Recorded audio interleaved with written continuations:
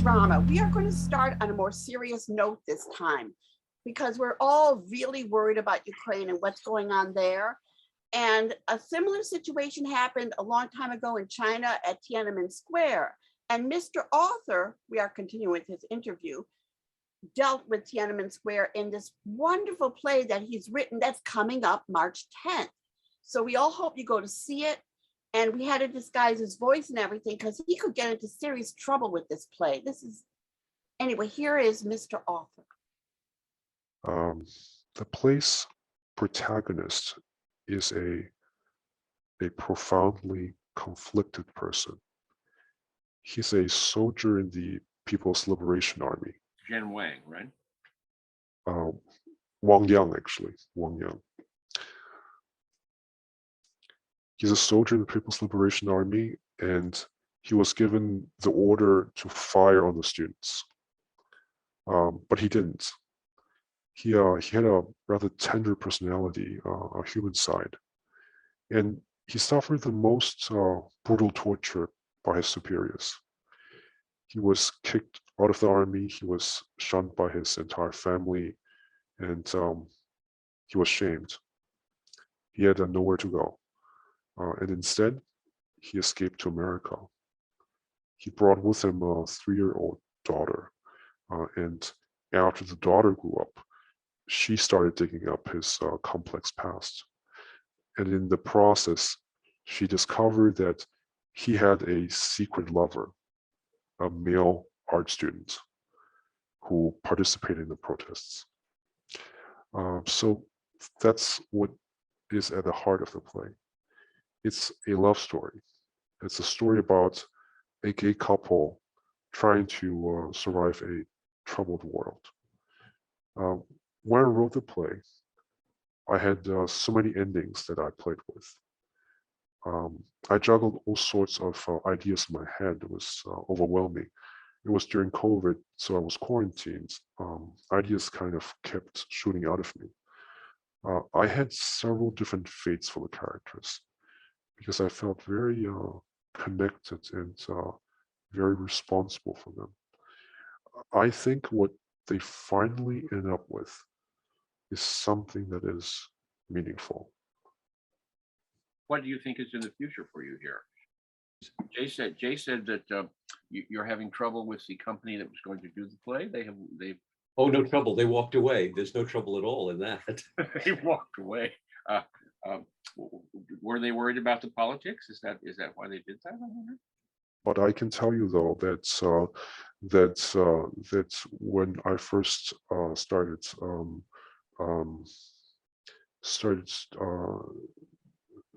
doing readings of the play, I approached several people, both my family in China and friends in China, as well as professors here in New York, and they first agreed, and then they would pull out last minute, and in China was obviously there were safety concerns, so I certainly understood that, but here in New York, a professor, a Chinese professor or Chinese-born professor, she pulled out because she said that she told me that this is going to cause me issues if word were to get out that I was involved in this, even in a reading, I might not be able to go back to China. So she was really scared about the possibility. So she pulled out. So even though she's been in America for over 30 years and is an American citizen, she's still afraid of the Chinese government, even with something as small as a reading. So you can understand that people, actors, directors, how afraid that they would be if they they still have family in China to be involved in this project. So I think yes, I need to remain anonymous. just to protect my family. How do you feel about going back to China? Do you have any intention of doing that? I feel very conflicted about that. Very conflicted. On one hand, I I do have fond memories going to kindergarten in Shanghai. We started getting very smart when we were 5 and 6 and 7. You remember that, I'm sure. Yes, of that summer, the entire summer, when Tiananmen happened, there's one memory that I remember. One thing that I remember, namely an image, a propaganda image, that showed a little schoolgirl, feeding wontons to a soldier who was armed to the teeth in Tiananmen Square. And that's the image that just stayed with me. It wakes me up at night. And I used it in a modified form in my play. And I just think, yes, I mean, as a child, a child sees the world very differently. But they do see it. We forget that sometimes. Yes, but you do see it, but everything's filtered through a very, very weird lens. Very weird lens. Is this the first play you ever wrote? And are you going to write more plays after this? I will be writing more about Tiananmen. I want to write about LGBT issues in China, about my family's history. All of those things are things that are difficult to tell. They're traumatic and forbidden. For me, the most interesting forms of art always carry some sense of forbiddenness. You have to make sacrifice when you make art, I think. So it's important to remember what's worthwhile sacrificing for. And in my mind, it's to bring the forbidden to light. You have to tell the truth in art. But especially truth that would be hidden otherwise. Because you want to give life to something that, that would have otherwise perished. So yeah, that's what I would like to live for, I think. You actually do, if I can be so bold. I'm an ingratiating, flamboyant soul, and I'm rarely floored. I've also been doing this a very long time, as have my colleagues, and so I'm rarely floored. But I have seen so many people talk the talk, but you are walking the walk. I've so many people send me a play saying, look at how courageous I'm being talking about this bullshit. You are one of the few that I have seen that have really said, this must be heard. What happens to me is almost inconsequential, or at least I'm going to stand up to what's going to happen to me. And again, if I sound, this almost sounds commercial. Yes, everyone can see themselves in this. In listening to what you're saying, I have been ushered back to the memories of my Holocaust survivor grandmother and mother. When you're talking about certain things, I have been ushered back to memories when you're saying we can't say 6-4. I hear 9/11 in my head, and I'm wondering how that's going to change over the years. I'm hearing you say I can't say certain things because of my parents. They're not letting this happen. They're not letting. You are citing what immigrants are going through today. You are citing what the Jews went through during World War II. You are citing what Exactly. you are citing slavery and other atrocities against African Americans. You are citing in your description of your play, and oh my gosh, you're citing the entire history of the LGBTQ community. Ladies and gentlemen, see this damn play. Go to this play and listen to it and hear it. because it's going to make so much sense now, then, and in the future to you and to your families. Sir, thank you. Thank you so much for your comments, for your bravery on all of this. And now to Reviewers Corner. Are we going to blast all the reviews we saw this time around? Starting with Charlotte Evan Simpson's Sandblasted, which ponders what to do when you literally start to fall apart. Angela and her brother are attending a lecture given by Ada, a wellness guru. Maybe she can explain and figure out how to not lose body parts. However, she never shows up. So Jamal advises Angela to try fresh air on a beach. She goes there and meets Odessa on the beach. Odessa has a flippant devil-may-care attitude and she refuses to give in to fear.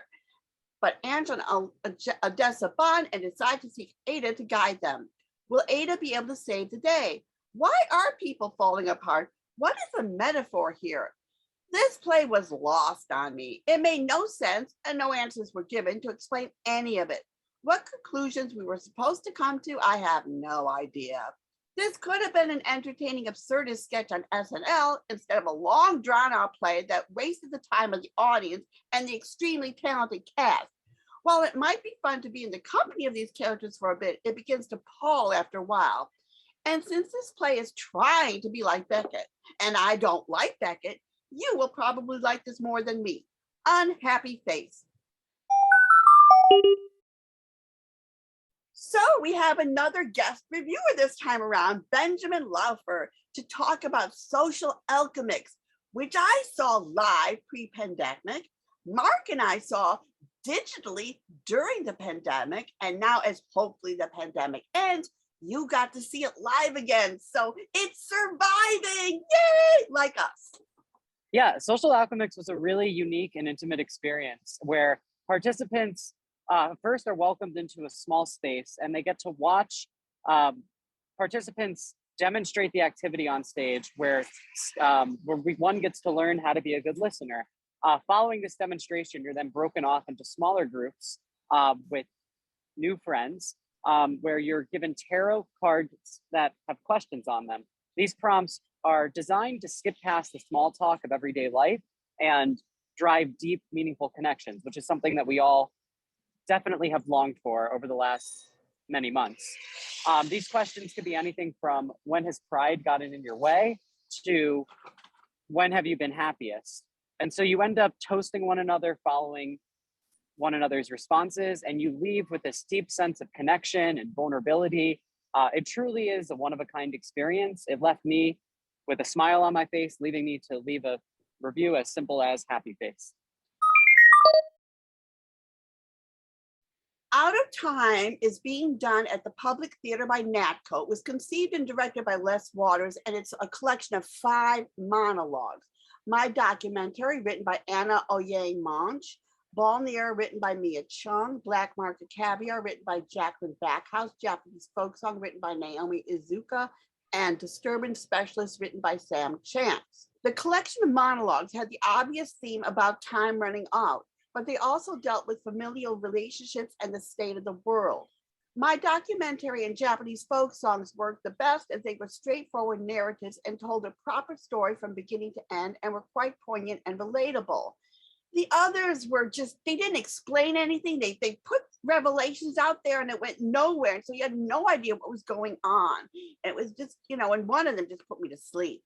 But before you run out of time, you want to see this before it ends on March 13th. And I'm giving this a mixed face. The Mint is presenting D.H. Lawrence's play, The Daughter-in-Law, directed by Martin Platt. And it's circa 1912 when the play was written in English coal mining county. And the Gascoigne family finds that they have a serious problem because the elder son, Luther, has impregnated Mrs. Purdy's daughter, Bertha. And the timing is really bad because Luther has just been married for 7 weeks to Minnie, who's a little bit more upper class than the coal mining family.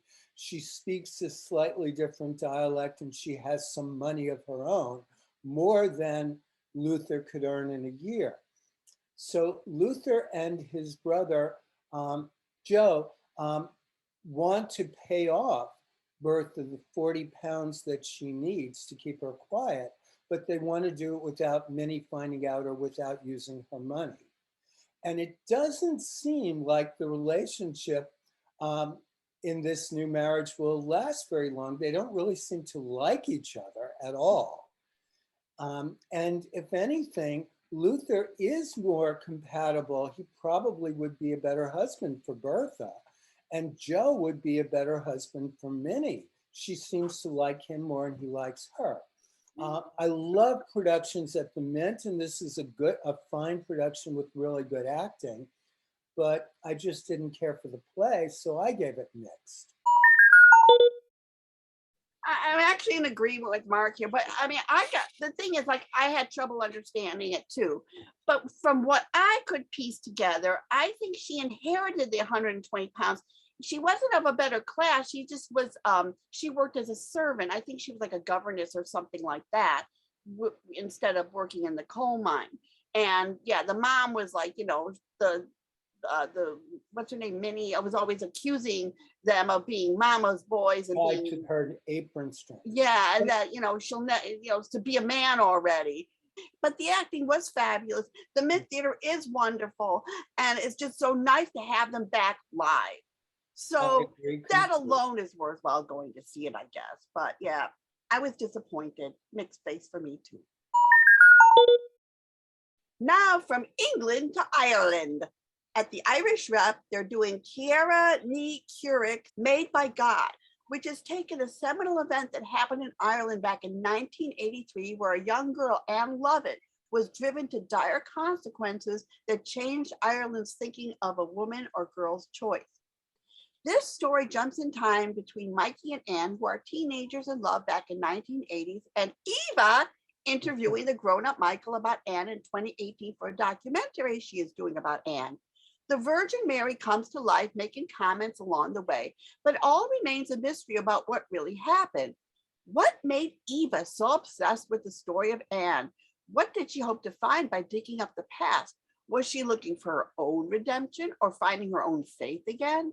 Years later, the story of Anne giving birth in front of a statue of Our Lady in a grotto still resonates. The cast was really appealing.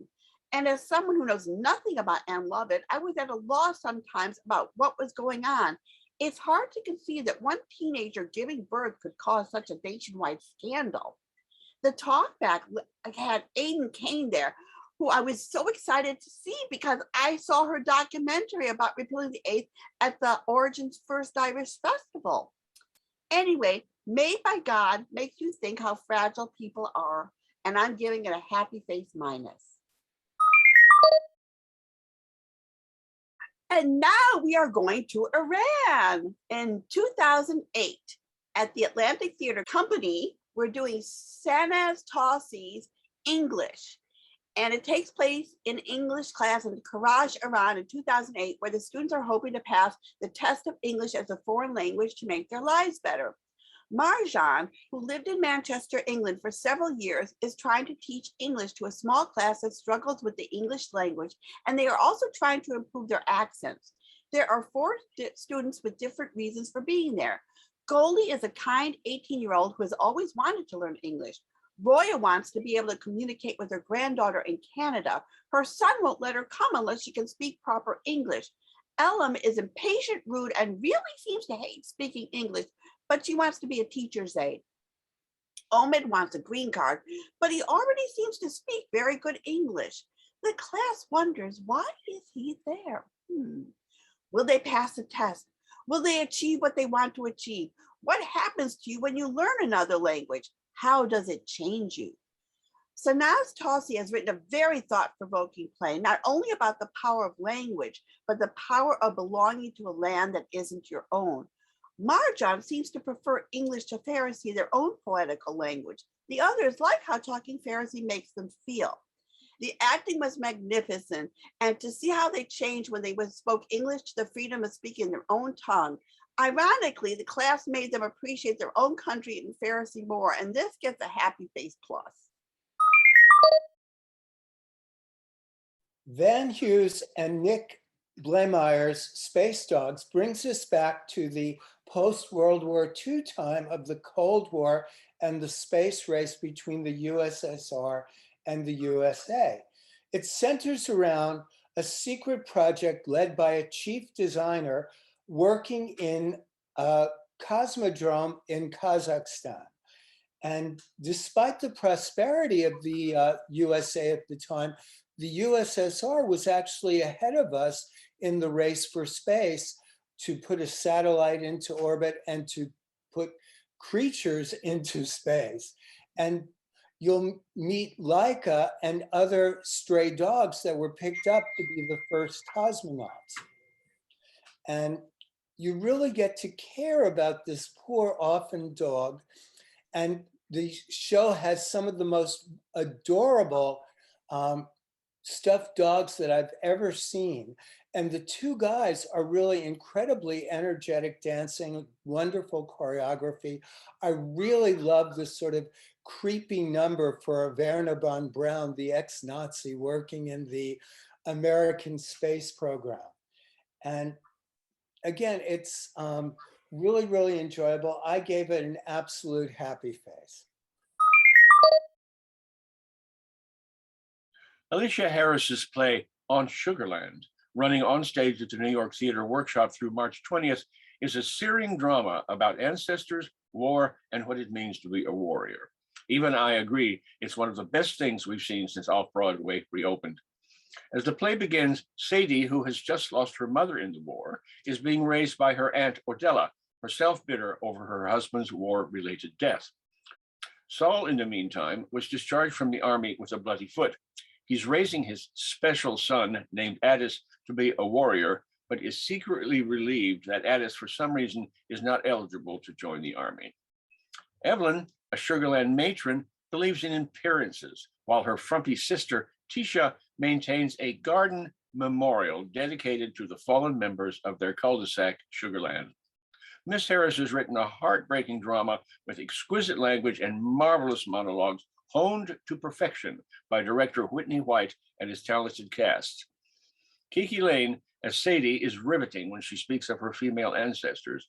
Caleb Eberhardt is absolutely amazing as Addis, while his father Saul, masterfully played by Billy Eugene Jones, is the essence of strength until he turns out to have feet of clay. Adiola Roll plays Odella with great emotional depth, while Evelyn, skillfully portrayed by Stephanie Berry, is funny and moving at the same time. As her sister Tisha, Liza Mitchell offers age and common sense with charm and grace. Leaving the denizens of Sugarland, who are a rowdy group of young folk who help with the hollering the neighborhood does to honor its dead. Everyone in the cast is exceptionally intense. They offer everything Off-Broadway is famous for, including a production fine enough to move to Broadway tomorrow.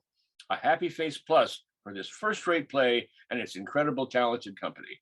I have a feeling it's going to be around for a while.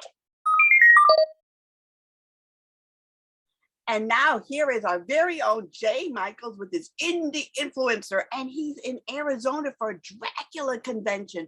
Apparently it's been 150 years since he was created and never died.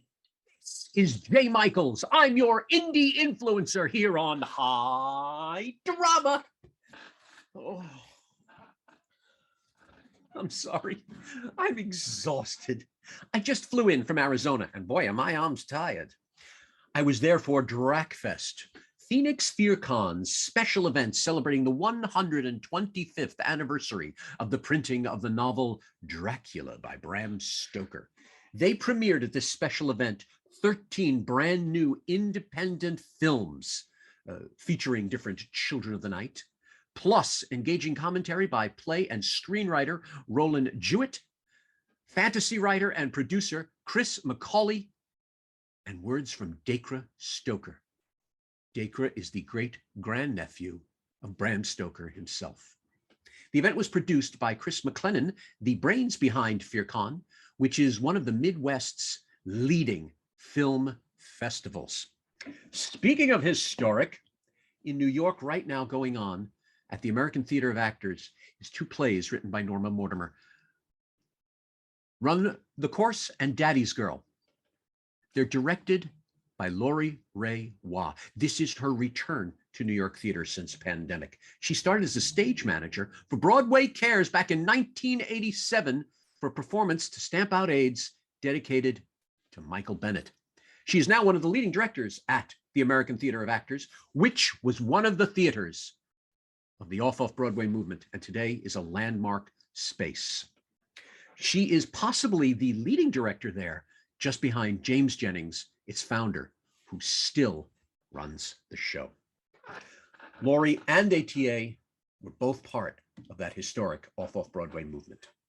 So I invite you now, for its last weekend, to come out and see the artists and the theaters where it all began. This is Jay Michaels. I'm your indie influencer here on High Drama. Oh. And I need a nap. I'll see you next week. I should be more awake. Our next show will be on March 26th. And there we will be reviewing, but you really should see this beforehand at Manhattan Theater Club. It's called Prayer for the French Republic, written by Joshua Harmon. It's about this French Jewish family that has lived in France for generations, and they're facing anti-Semitism in 2016, just like the grandparents in 1944 do. And you see the two of them, they're juxtaposed together. And the present day people are wondering if it's time to leave. It's gut-wrenching, and it's an outstanding cast. And I'll talk about it more next show, but really, oh my God, this gets beyond happy face. And also lots of stuff going on at 92nd Street. Why? Lyrics and Lyricists is back on March 19th that weekend. Encores is going on that weekend too. And also I saw Andrew Garfield was at 92nd Street. Why? I saw Somewhere Somebody with Hannah Boss and Paul Serene from Debate Society. And Bruce Manilow is going to be there with Bruce Sussman talking about harmony. Check out 92nd Street. Why? And just recently, after 2 years, I burst into tears because it's been 2 years, but I was back at the Brick. It's back. They did a special benefit with an evening of David Greenspan doing Gertrude Stein, and he's going to be appearing in Transport Group March 30th with the Patsies coming back. So lots to be excited about.